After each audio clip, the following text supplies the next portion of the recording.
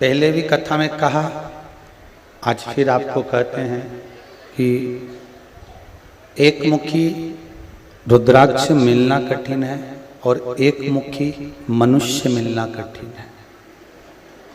ये दोनों बहुत कठिन है। एक वर्ष में एक वृक्ष में केवल एक मुखी रुद्राक्ष लगता है और लेने वाले इतने और रुद्राक्ष एक। उसी तरह मनुष्य भी एक मुखी होना बड़ा कठिन है। आज शिक्षक दिवस है और शिक्षक दिवस पर संपूर्ण विश्व के सभी शिक्षकों के चरणों को नमन करता हूँ, प्रणाम करता हूँ। शिक्षक दिवस की सभी भारतवासियों को, विश्ववासियों को बहुत बहुत साधुवाद। शिक्षक केवल वही नहीं होता जो आपको केवल पढ़ाए।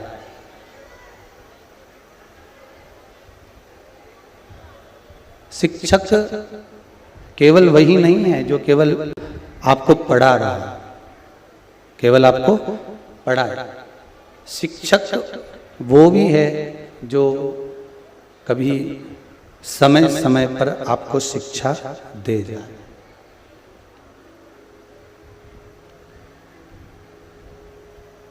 और इस संसार सागर में तो ढेर सारे शिक्षक आपको मिलेंगे। कोई अपने नजदीक में रहकर भी अपने को, अपने करीब में रहकर भी अपने को ऐसी शिक्षा दे जाता है कि जिंदगी भर वो शिक्षा फिर अपने पास रखी ही रहती।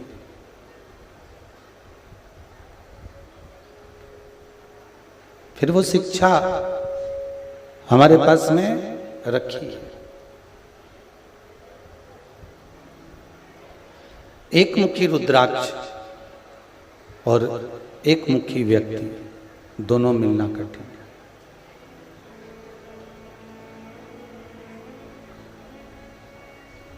दोनों की कठिनता है।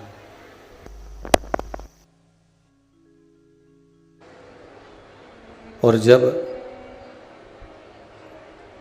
व्यक्ति अगर एक मुखी मिल जाए तो रुद्राक्ष भी अपना काम कर देता है। फिर वो भले एक मुखी हो ना हो, एक मुखी हो, दो मुखी हो, तीन मुखी हो, चार मुखी हो, पांच मुखी हो, आदिकादिक जितने भी रुद्राक्षों का स्मरण हम करें। आज शिव पुराण का छठवां दिवस है, छठा दिवस है। जिस समय पर वर कन्या की जो भावर होती है ना, फेरे डलते हैं, 7 फेरे जब डाले जाते हैं तो 7 फेरों में सबसे खास फेरा होता है छठा फेरा। सबसे खास होता है। उसका कारण क्या होता है? छठे फेरे को खास क्यों कहा गया? उसका केवल एक कारण कि छठा फेरा के बाद में ये छठा जो फेरा है इसको उलट पट्टे का फेरा कहते हैं। अभी तक लड़की वर के दाईं ओर बैठी थी पूजन में, अब इस छठे फेरे के बाद लड़की वर के बाईं ओर पे जाके विराजमान हो जाएगी। अभी राइट में बैठी थी, अब लेफ्ट में जाकर विराजमान हो जाएगी। उसी तरह केवल ये छठा फेरा या 7 फेरे केवल एक ध्यान रखना कि ये केवल विवाह के नहीं है। ये 7 फेरे हमारी आत्मा और परमात्मा के भी हैं। 7 दिन की शिव महापुराण में, 7 दिन की शिव महापुराण के भीतर आस्था चैनल के माध्यम से जितने श्रोता भाई बहन इस कथा को सुन रहे हैं या फेसबुक यूट्यूब पर इस कथा को श्रवण कर रहे हैं, इनका भी फेरा हो रहा है। ये आत्मा का फेरा है, ये आत्मा की भावर है। और आज कथा छठे दिन की है, तो ये छठी भावर आत्मा और परमात्मा की है, और इसको कहते हैं उलट पटे की भावर। मतलब अभी तक ये आत्मा, ये मन, ये चित्त, ये वृत्ति हमारी परिवार में, कुटुंब में, कबीले में, नातों में, रिश्तों में लगी रही। अभी तक ये चित्त वृत्ति हमारी संपूर्ण परिवार में लगी रही। अब इस चित्त वृत्ति को, इस मन को निकालकर, इस मन को निकालकर, इस चित्त वृत्ति को निकालकर, इस बुद्धि को निकालकर भगवान शिव के चरणों तक ले जाकर छोड़ देना, भगवान शंकर के चरणारविंद तक ले जाकर छोड़ देना। इसी को उलट पटा कहा गया। मन को ले जाकर भगवान तक छोड़ो तो शिव महापुराण की कथा तो बारंबार कहती है, अगर एक बार ये मन, एक बार ये चित्तवृत्ति, एक बार ये आत्मा, एक बार ये बुद्धि परमात्मा के चरणों तक जाकर पहुंच गई, भगवान के चरणारविंद तक लग गई, भगवान के चरणों में जाकर बैठ गई, फिर संसार में कहीं इसका चित्त नहीं लगेगा। फिर इस चित्तवृत्ति को अगर आपने एक बार परमात्मा के चरणों तक पहुंचा दिया है, एक बार भगवान की भक्ति तक अगर ये पहुंच गई है, एक बार भगवान के पास तक पहुंच गई है, फिर इस चित्तवृत्ति को परमात्मा स्वयं संभालता है। इसको परमात्मा स्वयं संभाल लेगा। फिर इस चित्तवृत्ति को कोई दूसरा नहीं संभालेगा। फिर संभालेगा तो परमात्मा ही संभालेगा। इस चित्तवृत्ति को फिर दूसरा नहीं संभाल सकता, संभालेगा तो परमात्मा ही। कल कथा में आपको कहा था, आप कथा में लग जाइए, आप भगवान की भक्ति में लग जाइए, आप भगवान के स्मरण में लग जाइए, आप भगवान की चित्तवृत्ति में, आप भगवान के नाम जाप में लग जाइए, आप भगवान के कीर्तन में लग जाइए। इधर के बक्से नहीं चल रहा है, दोनों।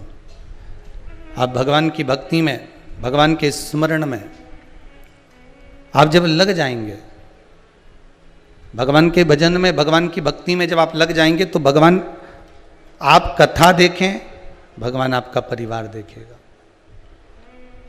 आप कथा में डूबें, भगवान आपके परिवार का स्मरण कराता रहेगा।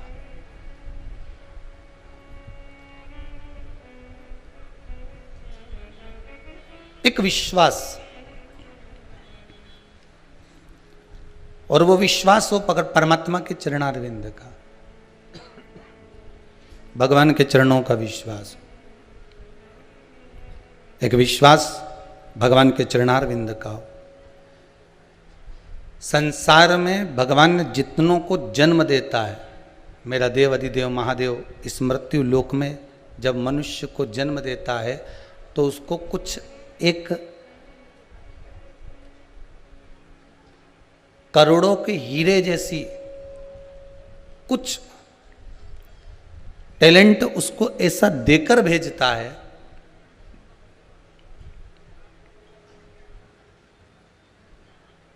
ऐसी विशेषता देकर भेजता है कि वो संपूर्ण जगत में, संपूर्ण विश्व में वो अपने कार्य को कर कर जगत का उद्धार भी करेगा, स्वयं का भी उद्धार कर सकता है। संपूर्ण विश्व में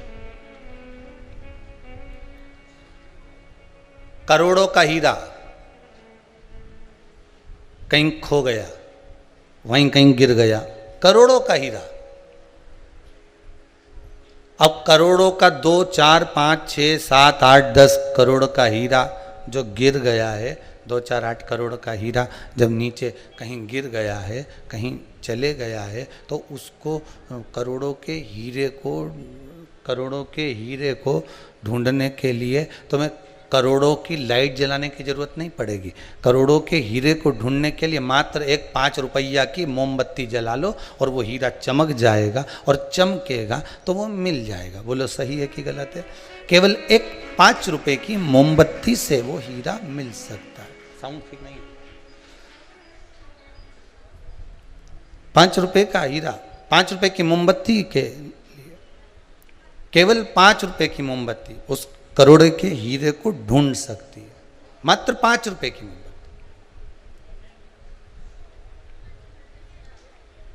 उसी तरह करोड़ों का मेरा परमात्मा है, करोड़ों का मेरा भगवान है, करोड़ों का मेरा भूत अधिपति भूतेश्वर है, करोड़ों का है, उसका कोई कीमत नहीं, उसकी कोई कीमत नहीं, वो तो वो कहता अनमोल है, उसकी कोई कीमत नहीं, अनमोलता उसमें। करोड़ों के उस परमात्मा को पाने के लिए बस 5 रुपए की मोमबत्ती मतलब पंचम इंद्रियों को वश में करना है, और जब ये पंचम इंद्रियां हमारे वश में हो जाएगी तब वो करोड़ों का हीरा अपने आप हमारे सामने मिल जाएगा। करोड़ों का हीरा पाने का तरीका, करोड़ों के हीरे को पाने का एक सुख हमें प्राप्त हो जाएगा। डीले डालो भाई, डीले डालो। करोड़ों का हीरा अपने आप मिल जाएगा, अपने आप प्राप्त हो जाएगा। अब उस परमात्मा को पाने के लिए पंचम इंद्रियां, चाहे 5 कर्मेंद्रिय हो, चाहे 5 ज्ञान इंद्रिय हो, उन इंद्रियों को हमें वश में कर लेना है। अब वश में करने का तरीका कौन सा होगा? तो शिव महापुराण कहती है कि हम आपसे ये नहीं कहेंगे कि आप तीर्थ में जाके बैठ जाओ तो इंद्रियां वश में हो जाएगी। तुम जितने घर से दूर जाके बैठते हो ना, उतना घर बहुत याद आता है। तुम जितने जिस व्यक्ति से दूर होते हो ना, वो व्यक्ति बहुत याद आता है। पोता दादी से दूर होगा तो दादी याद आएगी, दादी से पोता दूर होगा तो पोता बहुत याद आएगी, माँ से बेटी भी दूर होती है तो बेटी बहुत याद आती है, और बेटी से माँ दूर होती है तो माँ बहुत याद आती है। आप बहुत दूर जाकर तीर्थ में बैठकर अगर हम कहें कि आप भगवान का भजन करो और भगवान आपको मिल जाएगा, तो हम तो ये कह नहीं सकते,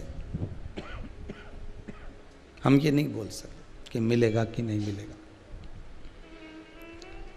क्योंकि तीर्थ में जाने के बाद भी अगर आपका मन, तीर्थ में जाने के बाद भी आपकी चित्तवृत्ति, तीर्थ में जाने के बाद भी आपका भाव, तीर्थ में जाने के बाद भी आपकी वृत्ति अगर परिवार में, नातों में, रिश्तों में, कुटुंब में, कबीले में लगी हुई है, तो फिर परमात्मा मिलेगा कैसे?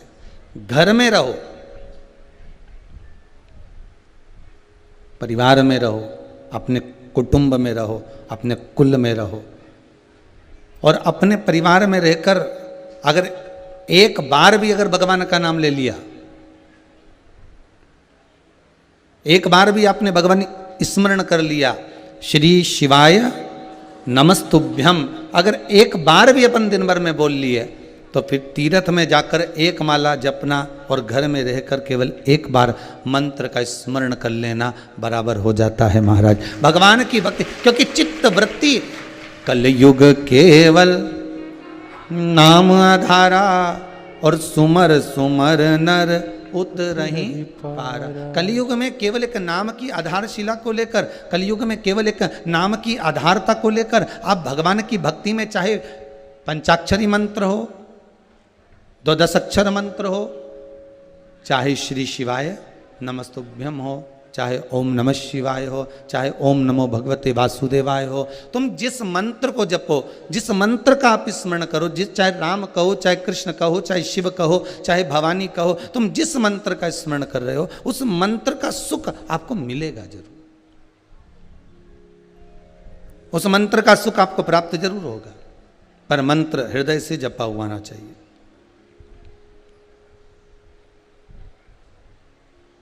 और जिस दिन मंत्र इस हृदय चित्त में समाहित हो जाएगा, उस दिन परमात्मा को मिलने में देरी नहीं लगेगी, परमात्मा मिल जाएगा।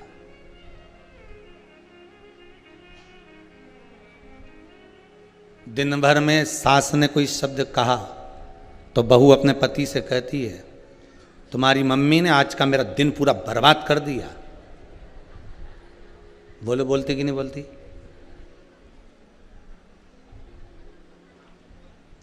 सास और बहू का झगड़ा हुआ, सास ने अपने पति से कहा, ये ऐसी बहू मिली है कि आज का दिन तो मेरा ऐसा नरक जैसा निकला है, बेकार, एकदम बेकार। तो किसने कहा था तुमसे कि दिन बेकार निकालो? 86,400 रुपये तुम्हारे पास में है। कितने रुपए? 86,400 रुपये तुम्हारे पास में है।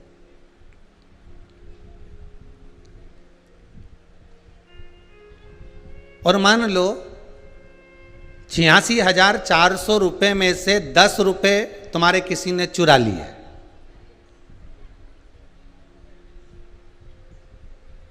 और चोट्टा उनकी कमी तो है ही नहीं संसार में, ठीक है।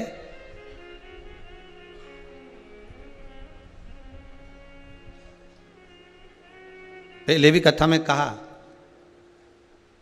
जो भगवान को दिए बिना अकेले ही खा जाए वो भी चोर है। जो किसी के घर में बिना पूछे प्रवेश कर जाए वो भी चोर है। जो किसी के घर में रखी हुई वस्तु को बिना पूछे उठा लाए वो भी चोर है।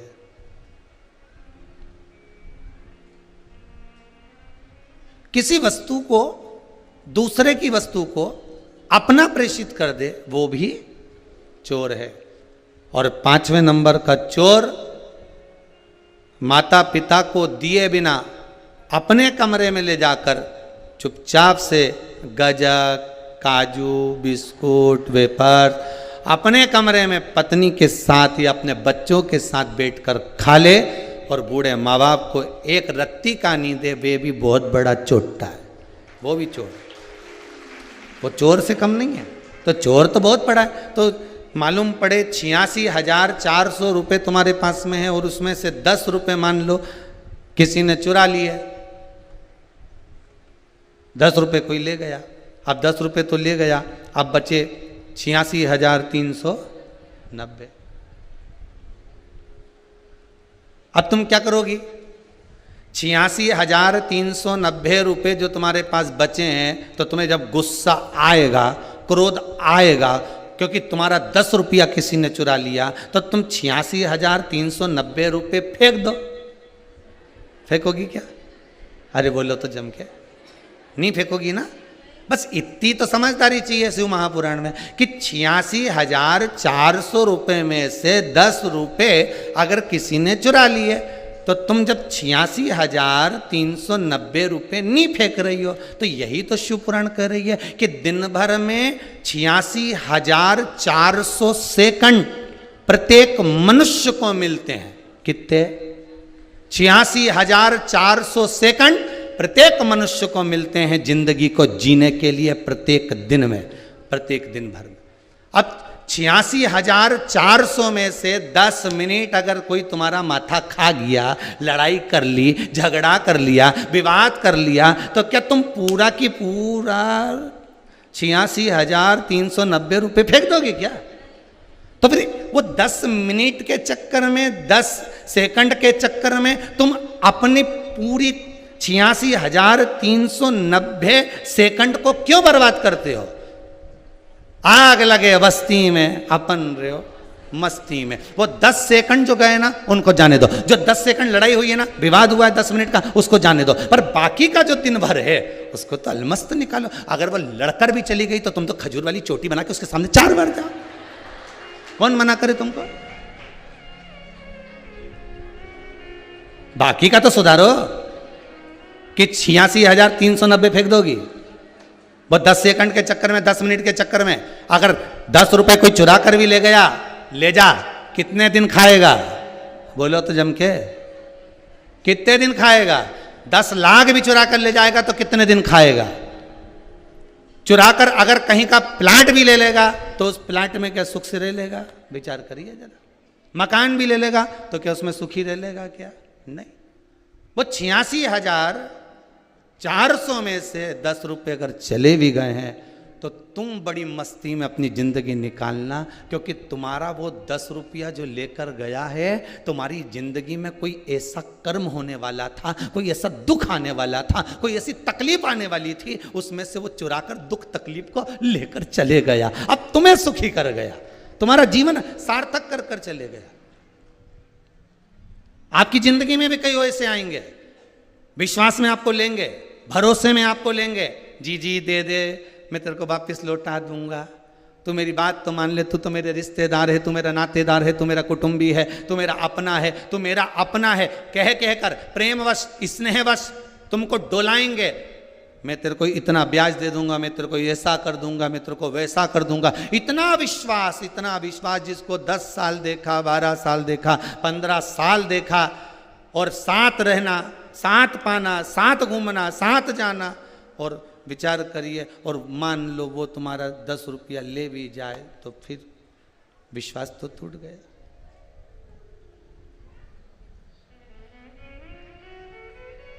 करो धोखा। शिव महापुराण एक बहुत अच्छी बात कहती है, जिसने तुमको प्रेम से अपना पैसा निकाल कर दिया है ना, कि भैया ये तेरा काम निकाल ले, तो बाद में लाकर मुझे दे देना, जिससे तुमने ब्याज पे लिया ना उसको बाद में लौटाना, पर जिसने तुमसे ब्याज तक नहीं लिया और कह दिया भैया आप लौटा देना, भैया तेरे को, तू तो मेरा पहचान वाला है, तू मेरा भरोसेमंद है, मैंने विश्वास रखकर तेरे को दिया है, तू दे दे मुझे। कितनी चित्तवृत्ति में विष देना पर विश्वासघात मत कर। और आपसे भी निवेदन है, बारंबार डिले कम करो, करबद्ध निवेदन है, बारंबार निवेदन है, करबद्ध निवेदन है कि विश्वास यदि करना तो देवाधिदेव महादेव पर करना। रामचरितमानस में एक लाइन बड़ी सुंदर लिख दी है कि शंकर विश्वास रूपिणो, शंकर विश्वास रूपिणो।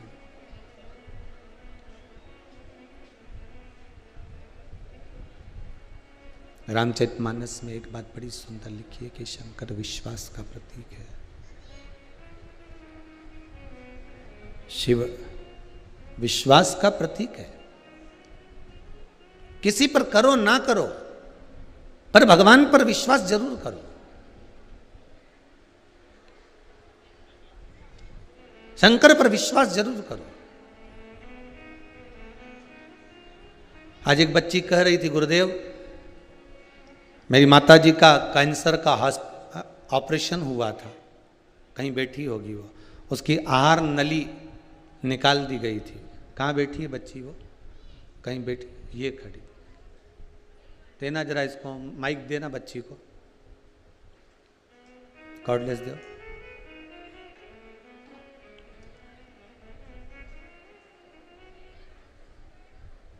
शीघ्र जाके दो।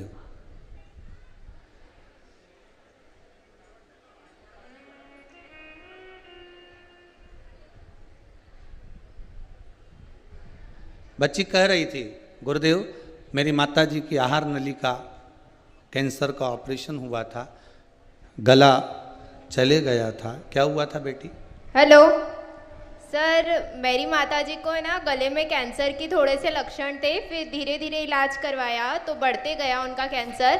मैक्सिमम 1 ग्राम की समथिंग उनकी वो निकली थी गठान, उसमें बोलने की नली और सांस लेने के लिए चली गई। और यहाँ पर मेरी माताजी 2 बार आई और थोड़ी उनकी आवाज़ खुल गई और थोड़े पहले से ज़्यादा स्वस्थ हो चुकी। बाबा की कृपा हो। नमः शिवाय। बैठ जाओ बेटा। अगर विश्वास है तो शिव है। यहाँ फिर निवेदन करूँगा, कोई बेल नहीं, कोई भभूति नहीं, कोई आप और हमारा मिलन नहीं, मिलना भी नहीं आपको। आप तो बस विश्वास लेकर जहाँ बैठे हो, भले आस्था चैनल पर कथा श्रवण कर रहे हो, चाहे जहाँ बैठकर कथा का तत्व श्रवण कर रहे हो, जहाँ बैठकर आप कथा को सुन रहे हो, आस्था चैनल पर, फेसबुक, यूट्यूब पर, रिटर्न बड़ा, जिस जगह पर बैठकर कथा का रसतत्व आप ग्रहण कर रहे हो, जिस जगह पर बैठकर आप कथा को श्रवण कर रहे हो, बस विश्वास रखकर शिव महापुराण की कथा को अपने हृदय चित्त में उतारिए। बाबा स्वतः कृपा करता है, उसकी कृपा में कोई कमी नहीं रहती।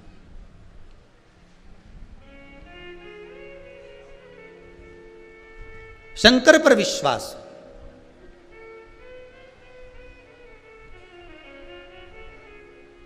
शिव पर भरोसा हो, दृढ़ता हो। एक और पत्र किसी का है, बड़े सुंदर, बहुत सारे पत्र इतने पढ़े नहीं हो।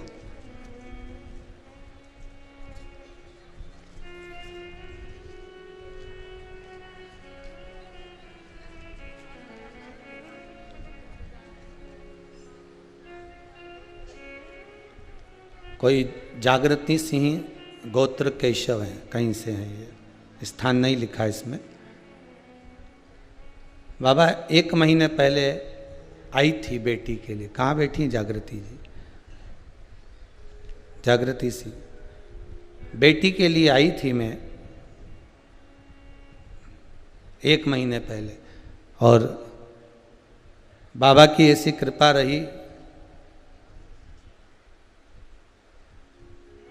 बॉम्बे के सबसे बड़े कॉलेज में एडमिशन हो गया है।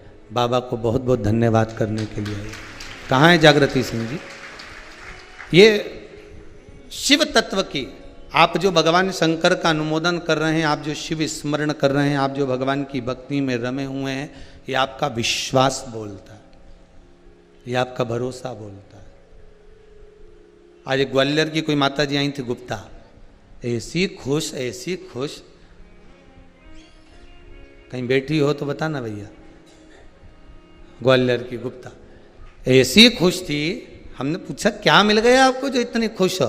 बस बाबा ने मेरी सब सुन ली, अब कहीं बचा ही नहीं है। मैंने कहा यही बाबा की कृपा। आप विश्वास रखकर जब भगवान का कहीं पर भी शिव स्मरण कर रहे हो, उज्जैनी में कर रहे हो, विश्वनाथ की धरा पर कर रहे हो, चाहे आप अपने घर पर कर रहे हो, भगवान की भक्ति में अगर आप जुड़े हुए हो, भगवान पर विश्वास रखकर आप भगवत भजन में लगे हुए हो, तो फिर वही कथा कहती है कि तू कथा देख।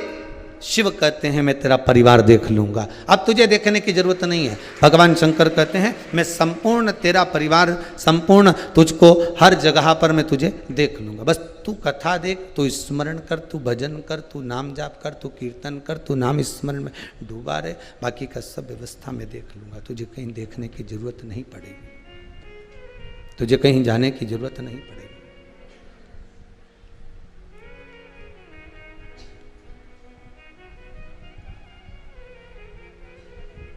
शिव कथा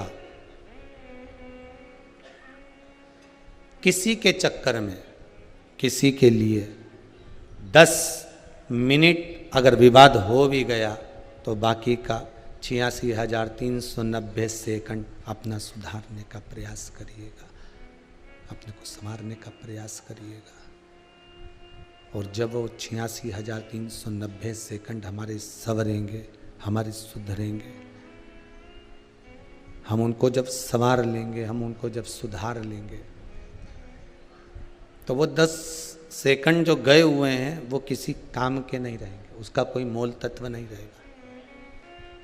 अगर जीवन में दुख आया है और वो दुख मान लो जीवन में आया और बहुत तकलीफ दे रहा है, तो शिव स्मरण में डूब जाओ, भगवान की भक्ति में रम जाओ। धीरे धीरे धीरे धीरे वो दुख अपने आप कट जाए। कि भोला सब दुख काटो, सब दुख काटो, शिव शंकर जपूं तेरी माला, भोले बाबा जपूं तेरी माला, भोला सब दुख काटो मारा, ओ भोला सब दुख काटो। वैश्य है मंगल मंगलकारी, वैश्य है मंगल मंगलकारी, अवधूत रूप तुम्हारा, अवधूत रूप तुम, भोला सब दुख काटो, ओ भोला सब दुख काट। भगवान के पास अगर हम आए हैं विश्वास लेकर, बाबा से अगर हमने विनती करी है कि विश्वास लेकर आए हैं, मेरा दुख, मेरी तकलीफ, मेरे कष्ट को आप काट दीजिए, तो बाबा क्यों ना काटेगा, क्यों नहीं काटेगा तकलीफ को, क्यों नहीं काटेगा आपके दुख को। शिव पुराण कह रही है,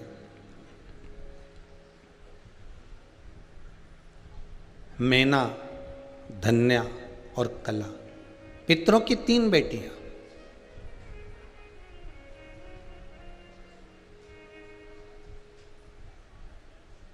पितृलोक से नीचे भेज दिया गया। क्यों? संतों की जंघा पर सनत कुमार जब तप कर रहे हैं तो वहां से निकल के जाने पर इनकी जो लहंगा है, इनकी जो चुनरी है, इनका जो पल्लू है, उसका किन्नौर लग गया तो शरीर पे खरोच आ गई। अब शरीर पर खरोच आई तो इन्होंने कह दिया, हम आपको श्राप देते हैं कि आप पितृलोक को छोड़कर मृत्यु लोक में जाओगी। अब मृत्यु लोक में ये तीनों आने को तो तैयार हो गई, मना नहीं है, पर हमारा उद्धार कैसे होगा?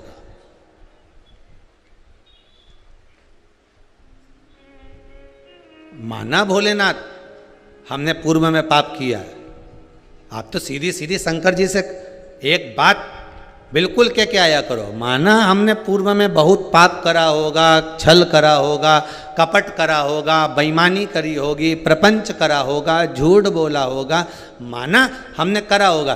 और कौन देखने गया पूर्व का कि करा कि नहीं करा, पर भगवान के सामने अपनी गलतियों को गिना दो कि हमने करा होगा, और उसी का आज हमको दुख मिल रहा है, उसी का हो सकता है कि तकलीफ आ रही, उसी का कष्ट मिल रहा है।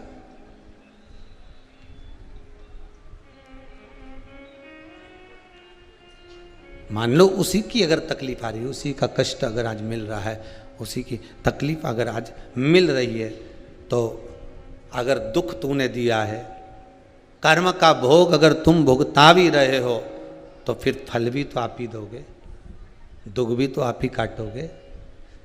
तेरा ही दिया मैंने खाया पिया है, तेरा शुक्रिया है, तेरा शुक्रिया है। अगर दुख दिया तो आपने दिया, सुख दिया आपने दिया, कष्ट दिया आपने दिया, संवारोगे भी आप। किसी के आगे मैं कहने नहीं जाऊंगी कि मुझे ये दुख है।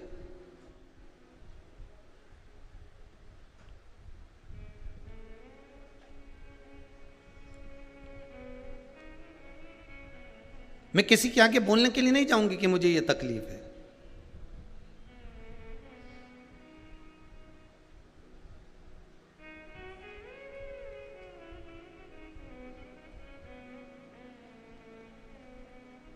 मैं कभी किसी के आगे जाकर कहूंगी नहीं कि मुझे ये दुख हुआ।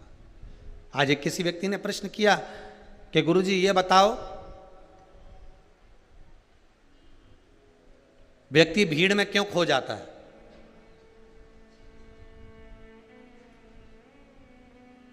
व्यक्ति भीड़ में क्यों खो जाता है?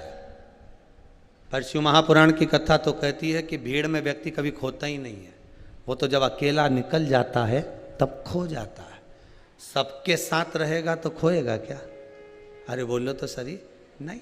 तुम 5, 6, 8, 10 तुम्हारे साथ में अगर कोई आया हुआ है, तुम्हारे साथ कुंभ का मेला देखने के लिए आया है, जब तक वो भीड़ में है खो नहीं सकता।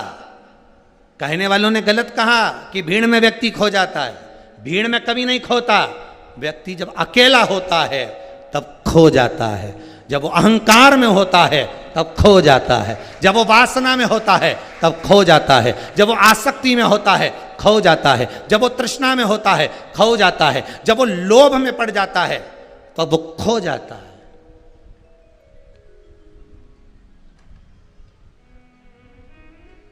भीड़ में कभी नहीं खोएगा। आपका अकेला रहना मतलब कहीं ना कहीं आपको भीतर से छोट रहा, आपको खोने के लिए विवश कर रहा।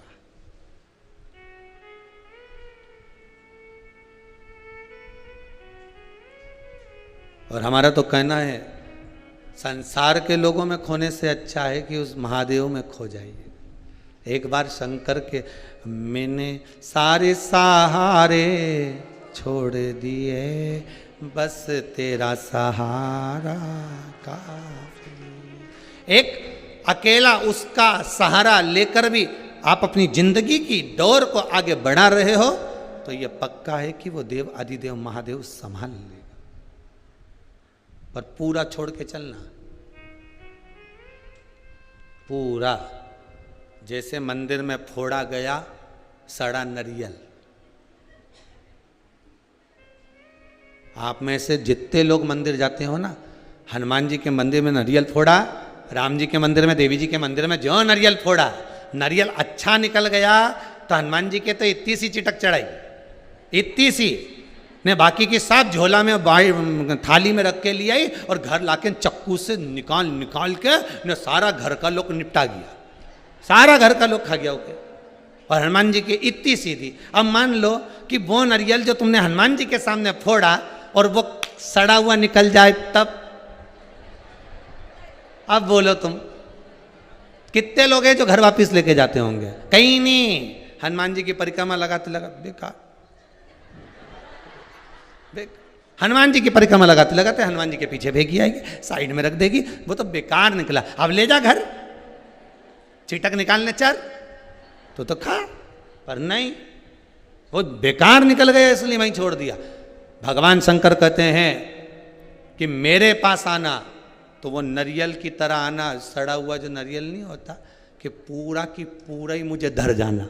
मतलब तेरा दुख, तेरा सुख, तेरी तकलीफ, तेरा कष्ट, तेरे को जैसा चल रहा है बस तू पूर्ण मेरा होकर आना और मेरा समर्पित होकर मुझे ही छोड़कर चले जाना, फिर मैं निपट लूंगा। कि नरियल अंदर से कैसा है? शंकर जी को कभी नरियल फोड़कर नहीं चढ़ता, शिव जी को तो आखा चढ़ता है। अब वो अंदर से अच्छा है बुरा है? शिव जी कहते हैं मुझे फोड़ फोड़ा का मत चढ़ा दो, तो तुम सड़ा सड़ा यहाँ पटक जाओ, अच्छा अच्छा सब घरे ले जाओ। शंकर जी तो कह रहे हैं तेरी जिंदगी भी नरियल की तरह है, तेरा जीवन भी नरियल की तरह।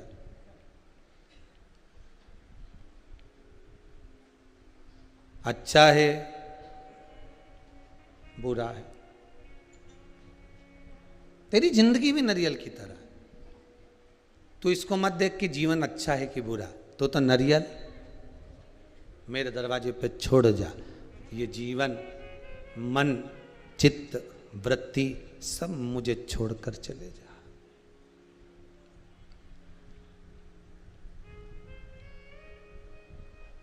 दरबार में भोले बाबा के दुख दर्द मिटाए जाते, दुनिया के सताए लोग यहाँ सीने से लगाए, सीने से भगवान शिव के द्वार पर, भगवान शंकर के दरवाजे पर आप नरियल आखा जैसे रख कर आते हो, वैसे ही अपनी चित्तवृत्ति मन सब छोड़ कर आ जाओ। वो अच्छा है बुरा है शिव जान। रुद्राक्ष अगर कहीं से मिला है, अब वो अच्छा है बुरा है कैसा है, शंकर जी पे विश्वास रखकर छोड़ दो। तुम कोई रिसर्च सेंटर वाले तो हो नहीं कि तुम पूरा मापदंड लगाकर देख लोगे कि ये ओरिजिनल है कि नकली है। अरे बोलो तो सही है।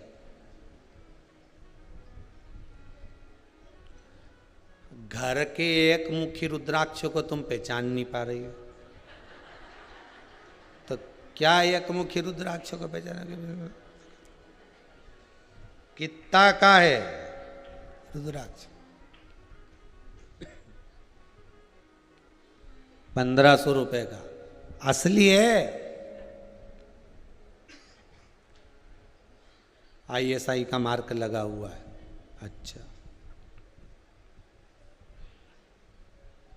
अब मार्क तो इन पे भी लगा हुआ था शादी के पहले, बहुत जोरदार घर की लड़की है, इतनी बढ़िया, उसकी मम्मी इतनी सीधी सादी, मतलब ISI मार्क।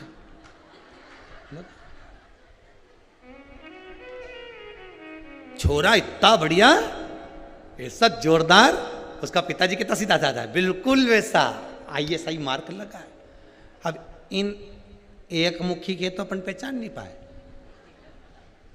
शादी के जैसे ही पक्की हुई, उस दिन से लेके जब तक शादी नहीं हुई तब तक 4 महीना तो फोन पे रात रात भर बात कर, 4-4 घंटा, 6-6 घंटा, 3-3 घंटा, 8-8 घंटा लगे ही रहे, बस खाने खाए तो भी लगा रहे, खाता खाता भी मैसेज करता रहेगा।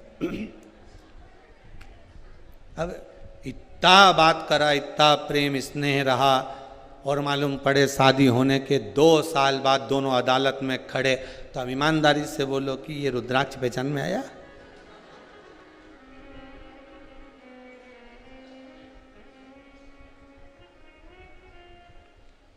अब रुद्राक्ष पहचान में नहीं आया तो अब क्या हो?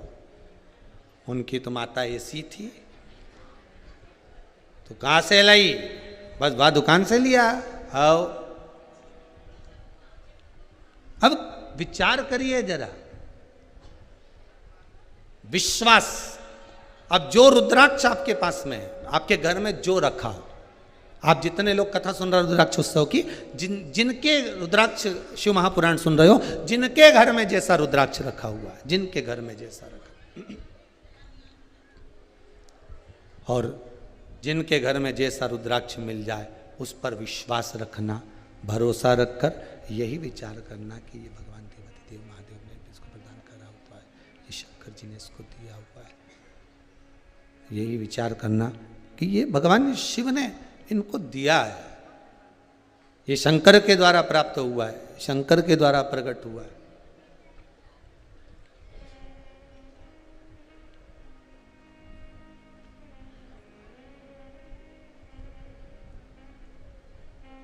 पर जब कोई वस्तु हमारा कार्य ना करे तो विश्वास डोलता है। डोलता है कि नहीं डोलता?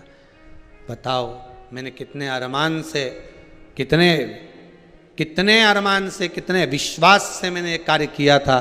पशुपति व्रत रखा, प्रदोष का व्रत किया, मैंने ये किया, कितना विश्वास रखकर मैंने किया, सारा के सारा विश्वास के अनुकूल में करता रहा। और मालूम पड़े वो विश्वास मेरा जब टूट गया, फिर भगवान से जाकर तो कहो कि प्रभु तूने मेरे विश्वास को तोड़ दिया। मैंने कितना भरोसा करा, मैंने कितना विश्वास किया, और मेरे भोलेनाथ से, मेरे कुबेरेश्वर महादेव से, मेरे विश्वनाथ, मेरे उज्जैनी नरेश महाकाल बाबा से केवल इतना सा विनय है, आशा का दीपक बाबा बुझने न देना, अपने चरण से लगा कर रख। बस इतना जरूर करना बाबा कि ये जो आस जुड़ी है, विश्वास जुड़ा है, भरोसा जो जुड़ा हुआ है, जो विश्वास, जो भरोसा, जो आस जुड़ी हुई है, ये कभी समाप्त ना हो।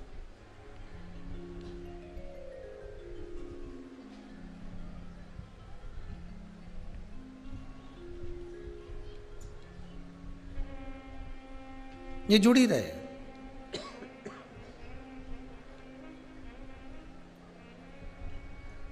विपदा हमारी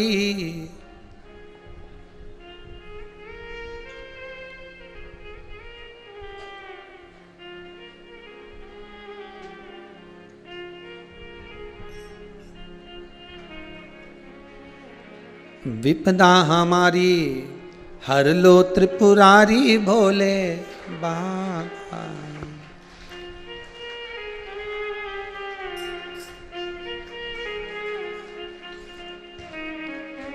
जय हो। बमा बम भोले शंकर, गले में नाग भयंकर। बमा बम भोले शंकर, गले में नाग भयंकर। बमा बम भोले शंकर, गले में नाग भयंकर। बमा बम भोले शंकर, गले में नाग भयंकर। विपदा हमारी हर लो त्रिपुरारी भोले बाबा, विपदा हमारे हर लो त्रिपुरारे भोले बाबा, विपदा हमारी हर लो त्रिपुरारी भोले बाबा, विपदा हमारे हर लो त्रिपुरारे भोले बाबा। बमा बम भोले शंकर, जय हो। गले में नाग भयंकर, बमा बम भोले शंकर, गले में नाग भयंकर, बमा बम भोले शंकर, गले में नाग भयंकर, बमा बम भोले शंकर, गले में नाग भयंकर। जय हो जय हो।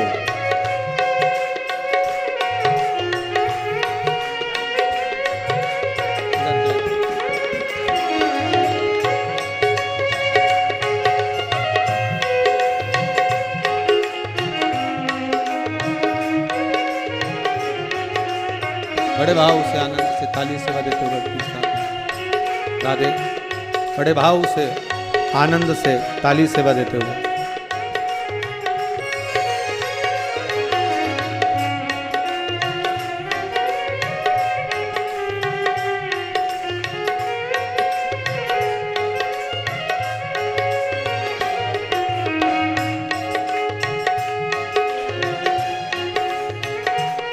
बड़े आनंद से ताली सेवा देते हुए।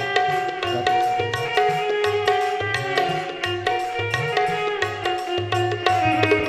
भाव से,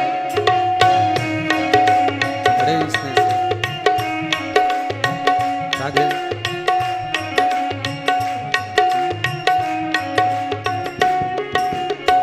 रावण को बाबा तूने लंका दिया है, रावण को बाबा तूने लंका दिलाए, रावण को बाबा तूने लंका दिया है, रावण को बाबा तूने लंका दिलाए, भस्मासुर को तूने कंकण दिया है, भस्मासुर को तूने कंगन दिया है, भस्मासुर को तूने कंकण दिया है, भस्मासुर को तूने कंगन दिया है, उसी ने तेरा पीछा किया बोले बाबा, उसी ने मेरा पीछा किया बोले बाबा, उसी ने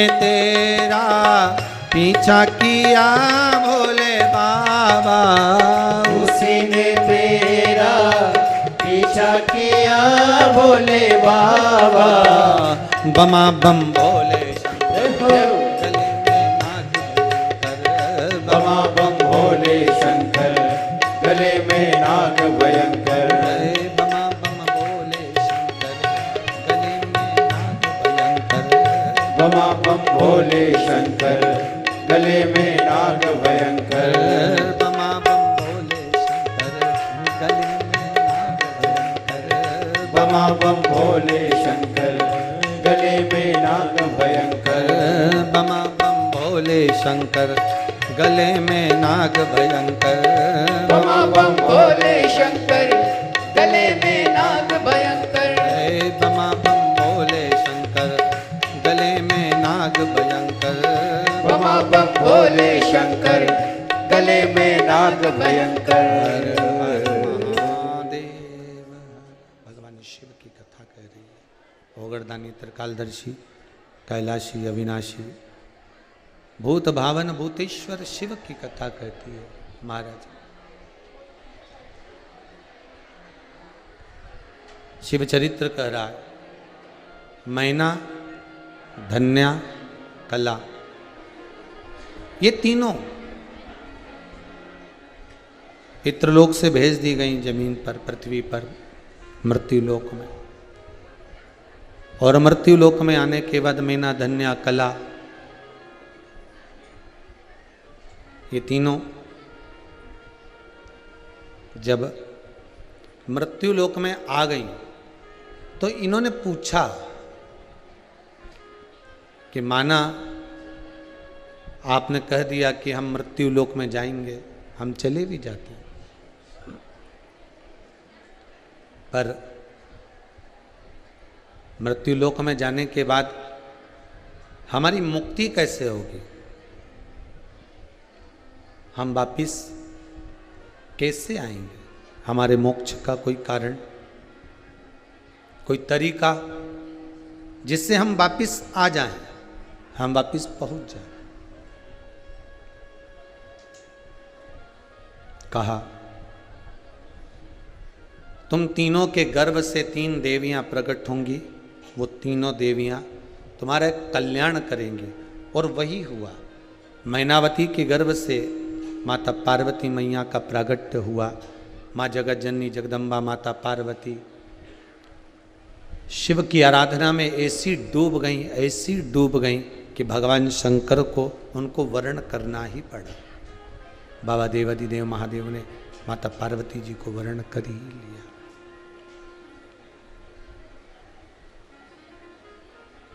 प्राप्त हो गया।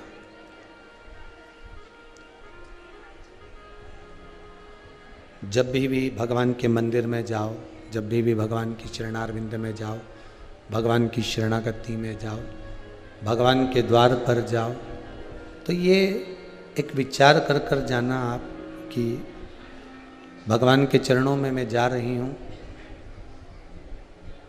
तो भगवान कहीं ना कहीं किसी ना किसी रूप में मेरे मन की बात जानेंगे जरूर। एक भरोसा रखकर, एक विश्वास रखकर आप परमात्मा के चरणों में जाओ तो, और विश्वास भरोसा रखकर जब हम भगवान के चरणों में पहुंचते हैं, भगवान के चरणों में जाते हैं, तो ऐसा कोई कार्य नहीं जो पूर्ण ना हो। कोई कार्य ऐसा नहीं है जो पूरा ना हो।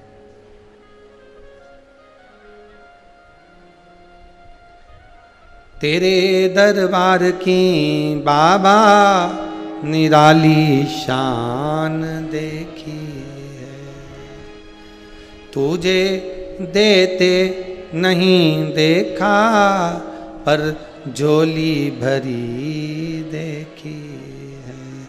हमने ये जरूर देखा है कि जो शिव की शरण में गया है, जो भगवान के चरणों में गया है, बाबा शंकर ने उसको दिया है। भले वो राक्षस आया हो, चाहे वो देवता आया हो, चाहे वो संसारिक मनुष्य आया हो, चाहे जलचर थलचर वायुचर जो पशु पक्षी हैं वो आया हो, कोई भी आया हो, बाबा ने दिया जरूर है। उसने देने में कोई कमी नहीं रखी। आप तीनों की गोद में 3 देवियां, मैनावती की गोद में माता पार्वती मैया जो खैली हैं, माता पार्वती जी ने जो आनंद पाया है, माता जगत जननी जगदम्बा ने जो एक आनंद सुख को प्राप्त किया है, बाद में शिव को प्राप्त कर लिया। शंकर भगवान के साथ में माता पार्वती कैलाश पर रहने लगी। समय आया, पार्वती मैया का शिवजी से विवाह करने का कारण केवल एक था, और वो था तारकासुर का संहार।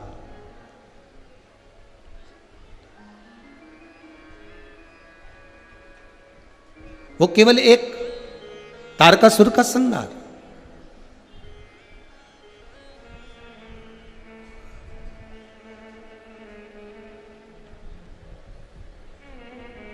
एक रुद्राक्ष होता है, एक भद्राक्ष होता है। जम के बोलिए, क्या क्या होता है? एक रुद्राक्ष होता है, एक भद्राक्ष होता है।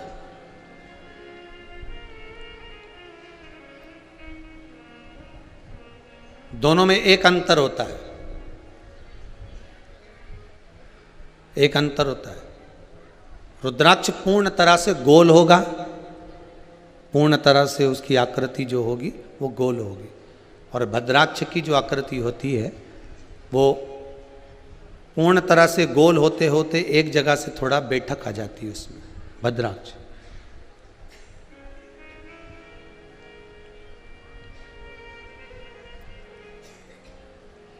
असुर जिस समय तप कर कर कर हार जाते थे, असुर जब साधना करते करते हार जाते थे और भगवान का आशीर्वाद नहीं मिलता था, भगवान का कोई वर प्राप्त नहीं होता था, भगवान से कोई आशीर्वाद मिल नहीं पाता था, जब सब जगह से हार जाते थे, तब असुर शंकर जी द्वारा निर्मित उसी रुद्राक्ष का एक क्रम भद्राक्ष का स्मरण करना प्रारंभ कर देते।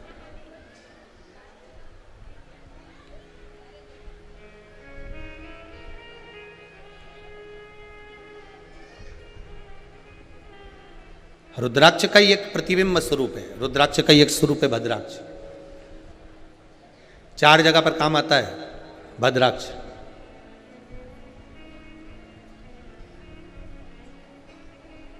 महाराज,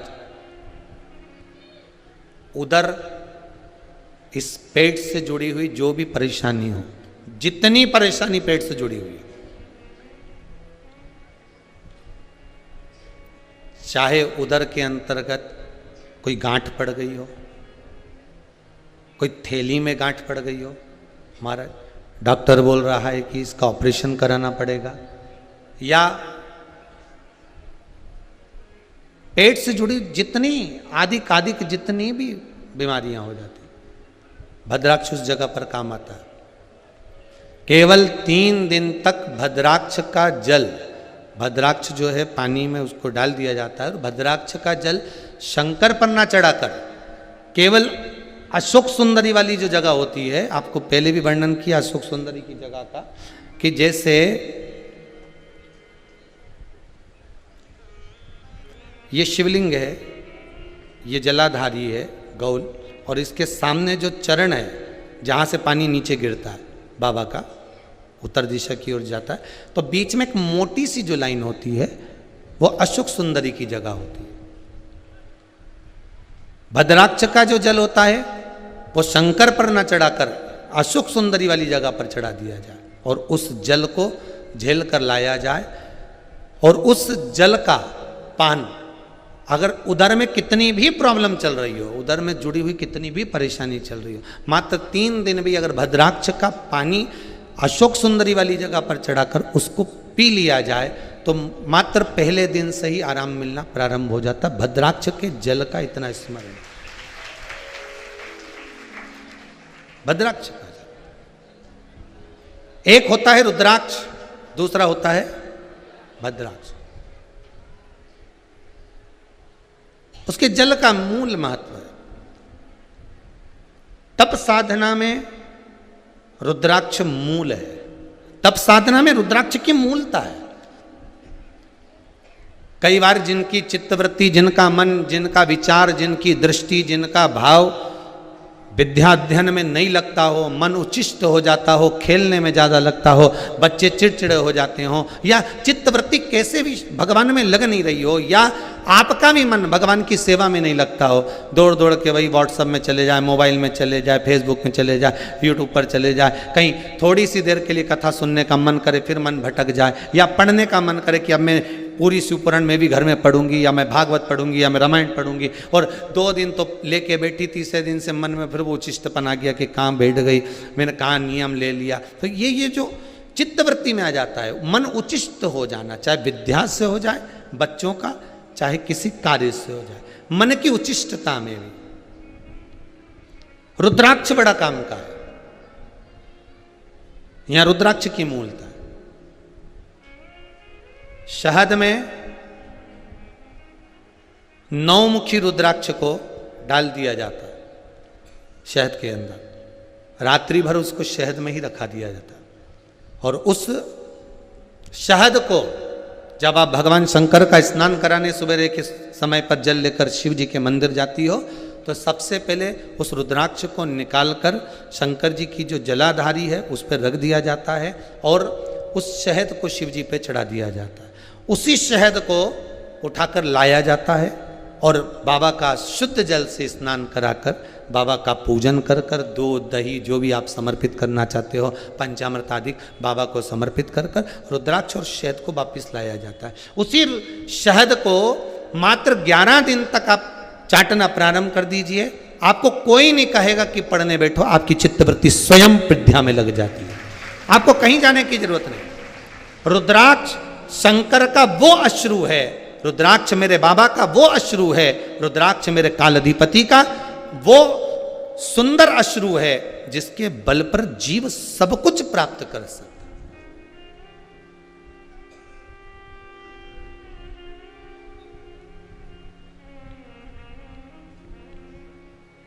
सब कुछ मिल सकता है, बस भरोसो दृढ़ चरणन के रो, विश्वास पूर्ण होना चाहिए।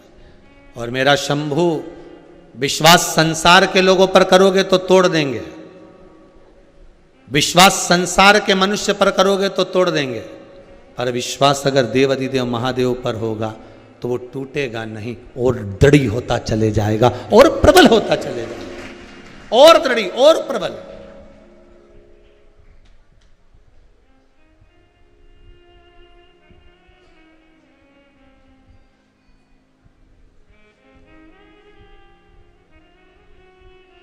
भगवान पर विश्वास रखो, भैया तुम हमारा ये काम कर देना, हमारा तुम पे बहुत विश्वास है भैया, तुम कर दोगे क्या? अब भैया ने तो देख लिया कि विश्वास लेके बैठी है, पर करा नहीं करा ये तो उसके मन की बात। पर संसार के लोगों के आगे एक बार हाथ जोड़ने से पहले मेरा इस व्यासपीठ से, इस शिव महापुराण से, रुद्राक्ष शिव महापुराण से करबद्ध निवेदन रहेगा, संसार के हाथ जोड़ने से पहले एक बार तुम्हारे घर में जो देव अधिदेव महादेव विराजमान है उसके हाथ जोड़कर दिल से निवेदन करना, किसी के हाथ जोड़ने की जरूरत नहीं पड़ेगी, तुम्हारा कार्य क्यों ही हो जाएगा। वो झुकने नहीं देता। मेरा देव अधिदेव महादेव आपको झुकने नहीं देगा, मेरा शंभु आपको झुकने नहीं देगा। संसार के लोगों के आगे दुनिया के लोग कितनी भी पांव खींच ले, दुनिया के लोग कितना भी हाथ खींच ले, दुनिया के लोग कितना भी पैर खींचे, अगर शंकर ने तुम्हारा हाथ पकड़ कर रखा है, देव अधिदेव महादेव ने तुम्हारा हाथ पकड़ कर रखा है, तो दुनिया की किसी की सामर्थ्यता नहीं कि कोई आपको नीचे गिरा दे। बस हाथ शंकर पकड़ा और आप शिव को पकड़े हो, शिव आपको पकड़ा हुआ है। किसकी सामर्थ्य?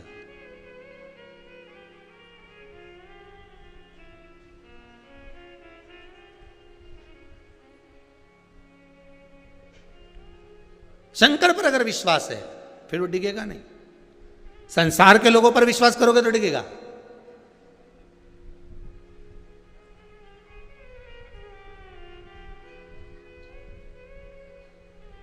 सबसे अच्छी शिक्षा तो उसी दिन मिलती है जब संसार के लोग आपके विश्वास को तोड़ देते हैं। सही है कि गलत है? सबसे अच्छी शिक्षा तब मिलती है जिससे बहुत आस लगा कर बैठे हो, बहुत विश्वास कर कर बैठे हो कि ये मेरा ये काम कर देगा, और जब वो काम नहीं हुआ